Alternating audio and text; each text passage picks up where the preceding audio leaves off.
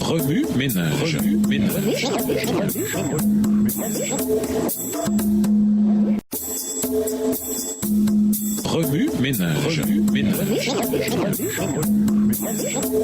Bienvenue à votre émission Remue ménage. Nous voilà à la leçon de lundi, la peste. Lisons Apocalypse 13, les versets 1 à 4. Apocalypse 13, versets 1 à 4. Et il se tint sur le sable de la mer. Puis je vis monter de la mer une bête qui avait 10 cornes et 7 têtes. Et sur ses cornes 10 diadèmes. Et sur ses têtes des noms de blasphème. La bête que je vis était semblable à un léopard. Ses pieds étaient comme ceux d'un ours et sa gueule comme une gueule de lion.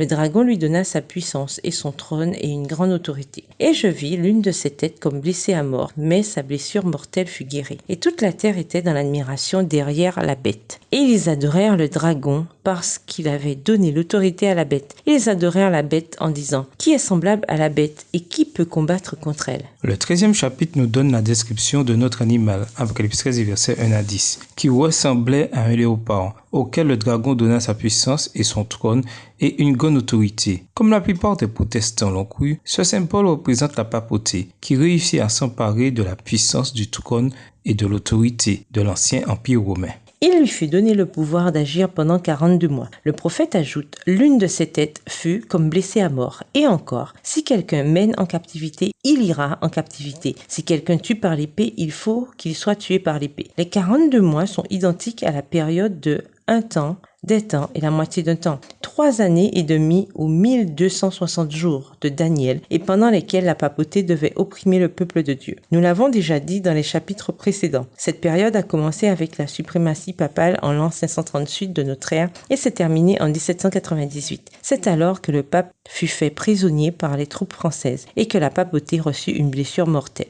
Ainsi s'accomplit cette prophétie. Si quelqu'un mène en captivité, il ira en captivité. Les quelques premiers versets d'Apocalypse 13 en disent beaucoup. Vers la fin des années 1700 et au début des années 1800, les Français capturèrent le pape et ce fut la fin de l'idylle entre la France et la papauté. Il semblait impossible que Rome se rétablisse. Cependant, petit à petit, presque imperceptiblement, les relations furent restaurées. Aujourd'hui, souvent, nous prenons des petites décisions ou nous faisons des petits compromis qui semblent anodins. Mais avant même de nous en rendre compte, nous sommes plongés dans une mauvaise habitude ou impliqués dans une relation peu recommandable. Il importe surtout, dans les petites choses de la vie, de veiller à nous attacher à ce que la parole de Dieu nous a dit. Il importe de nous préparer à ce qui viendra, mais aussi d'empêcher le diable et le péché de s'immiscer dans notre vie et ainsi de nous faire passer de l'image du Christ à l'image de Satan. Remue ménage, réfléchissez à un épisode où vous avez cédé un petit peu au péché. Vous sentiez-vous bien? Vous êtes-vous dit qu'après tout, ce n'était pas si mauvais que cela et que vous ne pécheriez que dans cette petite chose-là,